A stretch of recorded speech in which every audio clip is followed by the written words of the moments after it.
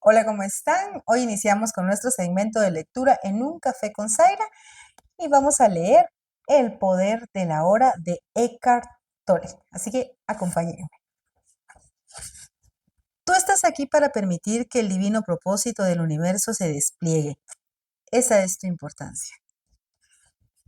Introducción. El origen de este libro. El pasado me sirve de poco y rara vez pienso en él. Sin embargo, me gustaría contarles brevemente cómo llegué a ser un maestro espiritual y cómo nació este libro. Hasta los 30 años viví en un estado de ansiedad casi continua, salpicada con periodos de depresión suicida. Ahora lo siento como si estuviera hablando de una vida pasada o de la vida de alguien diferente. Una noche, no mucho después de cumplir 29 años, me desperté de madrugada con un sentimiento de absoluto terror. Había despertado con ese sentimiento muchas veces antes, pero esta vez era más intenso que nunca. El silencio de la noche, los contornos vagos de los muebles en la habitación oscura, el ruido distante de un tren, todo parecía tan ajeno, tan hostil y tan absolutamente sin sentido, que creó en mí un profundo aborrecimiento del mundo. Lo más odioso de todo, sin embargo, era mi propia existencia. ¿Qué sentido tenía continuar viviendo con esta carga de desdicha? ¿Por qué seguir con esta lucha continua? Podía sentir un profundo anhelo de aniquilación, de inexistencia, que se estaba volviendo mucho más fuerte que el deseo instintivo de continuar viviendo. No puedo seguir viviendo conmigo mismo. Este era el pensamiento que se repetía continuamente en mi mente. Entonces, súbitamente me hice consciente de cuán peculiar era este pensamiento. ¿Soy uno o dos? Si no puedo vivir conmigo mismo, debe haber dos, el yo y el mí mismo, con el que yo no puedo vivir. Quizá, pensé, solo uno de los dos es real. Esta extraña revelación me aturdió tanto que mi mente se detuvo. Estaba completamente consciente, pero no había más pensamientos. Después me sentí arrastrado hacia lo que parecía un vórtice de energía. Al principio era un movimiento lento y después se aceleró. Me sobrecogió un intenso temor y mi cuerpo empezó a temblar. Oí las palabras, no te resistas a nada, como si fueran pronunciadas dentro de mi pecho. Sentía como si me arrastraba un vacío. Sentía que el vacío estaba dentro de mí en lugar de afuera. De repente ya no sentí más miedo y me dejé caer en aquel vacío. No recuerdo lo que pasó después. Me despertó el canto de un pájaro en la ventana. Nunca había oído un sonido así antes. Mis ojos aún estaban cerrados y vi la imagen de un diamante precioso. Sí, si un diamante pudiera producir un sonido sería así. Abrí mis ojos, la primera luz del amanecer se filtraba por las cortinas sin ningún pensamiento. Sabía que hay mucho más en la luz que aquello de lo que nos damos cuenta. Aquella suave luminosidad filtrándose a través de las cortinas era el amor mismo. Mis ojos se llenaron de lágrimas. Me levanté y caminé por la habitación. La reconocía y sin embargo sabía que antes no la había visto verdaderamente.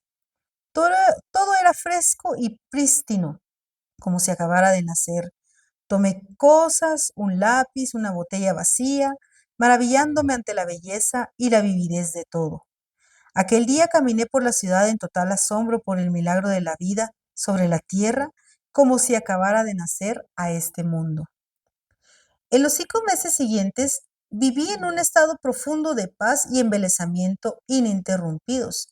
Después, esta condición disminuyó algo en intensidad o quizás me pareció porque se volvió mi estado natural. Podía funcionar todavía en el mundo, aunque me daba cuenta de que nada de lo que hiciera podría añadir algo a lo que ya tenía. Sabía, por supuesto, que algo profundamente significativo me había ocurrido, pero no lo entendía en absoluto. Solamente varios años después, luego de haber leído textos espirituales y de haber pasado tiempo con maestros, me di cuenta de que lo que todo el mundo buscaba y a mí me había ocurrido comprendí que la intensa presión del sufrimiento aquella noche debió haber forzado a mi conciencia a retirarse de su identificación con aquel ser infeliz y profundamente temeroso, identificación que es, en últimas, una ficción de la mente. Esta retirada debió ser tan completa que este ser sufriente y falso se derrumbó inmediatamente, como cuando se le quita el tapón a un juguete inflable. Lo que quedó después de mí fue mi verdadera naturaleza como el eterno presente que yo soy, la conciencia en su estado puro, anterior a la identificación con la forma. Más tarde aprendí también a entrar en ese reino interior, ajeno al tiempo y a la muerte que había percibido originalmente como un vacío, a permanecer completamente consciente. Viví en estados de arrobamiento y santidad, las indescriptibles, tan indescriptibles que incluso la experiencia original que acabo de describir palidece en comparación. Llegó un momento en el que, por un tiempo, no quedó nada de mí. El plano físico no tenía relaciones, ni empleo, ni hogar, ni identidad socialmente definida. Pasé casi 2 años sentado en los bancos de los parques en un estado de intenso gozo. Pero incluso las experiencias más bellas vienen y se van. Más fundamental quizá que cualquier experiencia es la corriente subterránea de paz que no me ha abandonado desde entonces. A veces es muy fuerte, casi palpable, y los demás la pueden sentir también.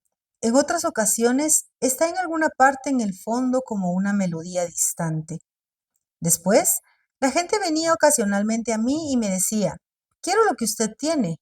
¿Puede dármelo o mostrarme cómo lograrlo? Y yo decía, usted ya lo tiene, solo que no puede sentirlo porque su mente hace demasiado ruido. Esta respuesta creció después hasta convertirse en el libro que usted tiene hoy en sus manos.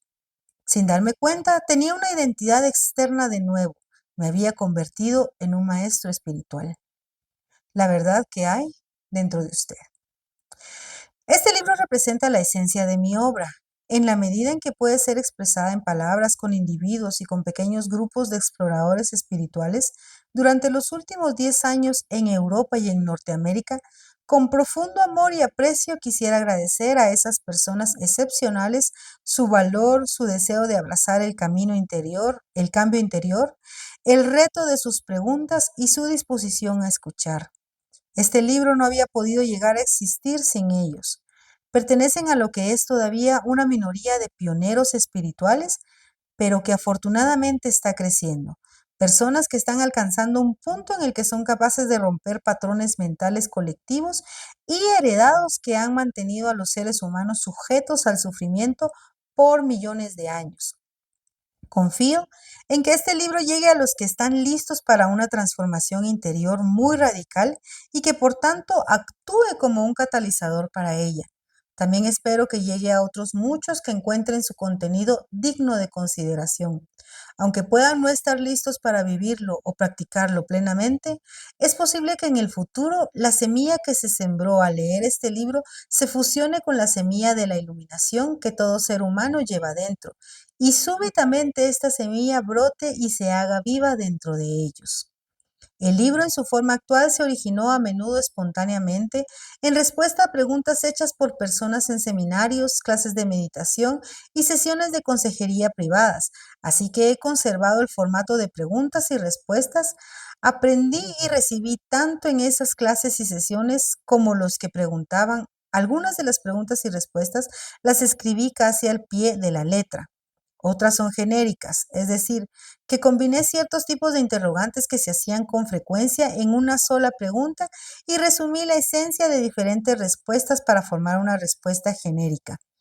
A veces en el proceso de escribir surgía una nueva respuesta más profunda o penetrante que cualquier cosa que yo hubiera dicho nunca. Algunas otras preguntas adicionales fueron formuladas por la editora para clarificar más algunos puntos. Y hasta aquí vamos a dejar nuestra lectura de la introducción del libro El poder de la hora de Eckhart Tolle. Y los espero en el siguiente segmento de lectura en Un Café con Zaira. Los quiero mucho.